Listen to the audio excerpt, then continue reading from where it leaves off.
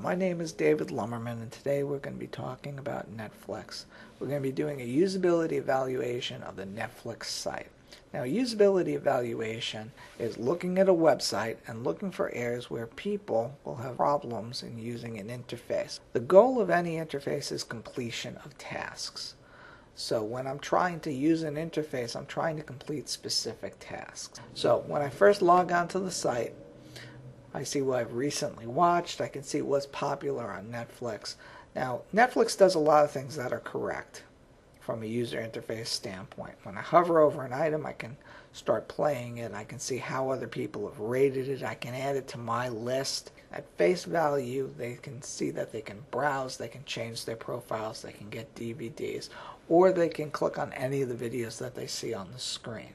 It's only when somebody mouses over one of the menus that they see they have additional options. Things like mega menus are very popular nowadays, so there's a lower barrier to entry than it used to be.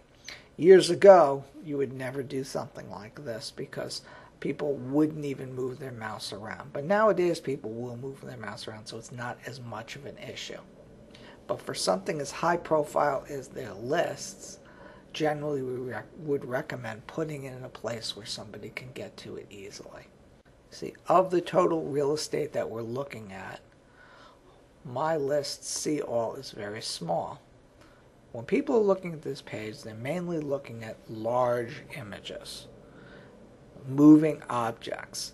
This is something known as a bear detector. A person's bear detector goes off when you see something moving out of the corner of your eye. It used to be a primal instinct so that it would keep you from getting eaten by bears, and that's why we call it a bear detector. It's kind of a cute little thing.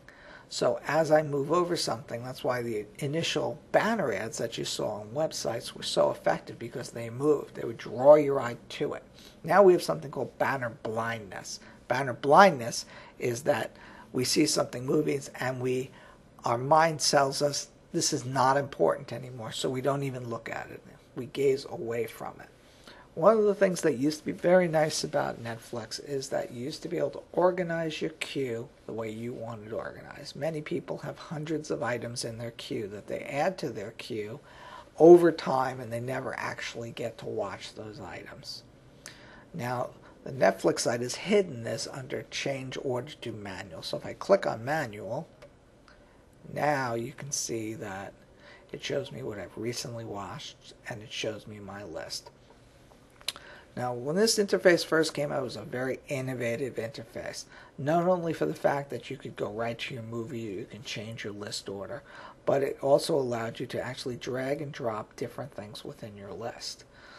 So it's surprising that it hides it now under a Netflix Suggests banner first. So now it's not in the order that I want. Another interesting thing about this My List was the star rating, and it allowed me to right on this interface change my ratings. So ratings that are yellow are things that I've put in there, things that are red are things that I've not yet rated.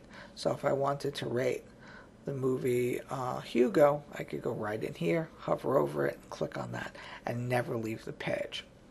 So this becomes a very low barrier to entry to go in and rate more things. And one of the benefits of having this Netflix and being able to tell you new things come up if you'd be interested in is their whole algorithm is based on this whole star rating of things that you've seen and things that you've rented. So it's interesting that over the years Netflix has moved away from being able to make this an easy process. But let's go back to the home page here. Now Netflix has kept this interface similar, but only on an individual level here, so that I can actually go in there and I can click on it. But you can see the difference of the barrier to entry here. That instead of being able to rate multiple things and see what I've rated things against each other, because a rating is subjective, so the subject that I'm rating against are other things. So this one I've rated 3, but when I go over here, I can see I haven't rated this. So this takes it so that I can't see what I've rated and what I've not rated. Now this is what's known as a simple search. A simple search allows me to enter in simple criteria, and by entering that in, it brings me search results. Now what's interesting is that it doesn't give you the option to go back and see your original query. But as a general interface concern, I would want that listed on the left-hand side because it's not intuitive that having to go up on top and click on the search bar again. And I wanted to load a science fiction movie. I'd be able to go in the menu and select science fiction, and it would take me to the science fiction and fantasy subgenre.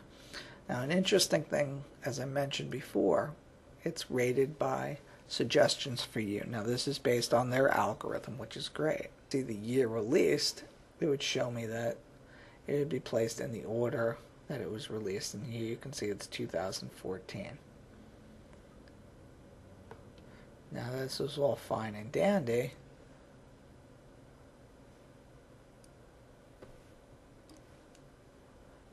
unless of course I'm looking for a movie that was released in 1925.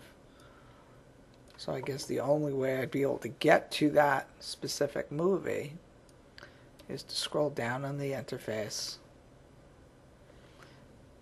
and then it would show me in that order. So it would be nice to be able to reorder these items by year released, going in the opposite direction. Overall, however, the interface does have a lot of good features in it. Being able to start the movie from a single location, being able to see the reviews based on their guesses, being able to add to your list, being able to sort by different options are all good in a very visual interface.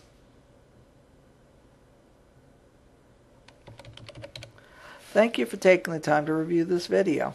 If you'd like to see other videos on the same topic, please check out our YouTube site. And if you'd like me to review your website, just visit me at lumberman.com/user experiences or shoot me an email at dave@lumberman.com.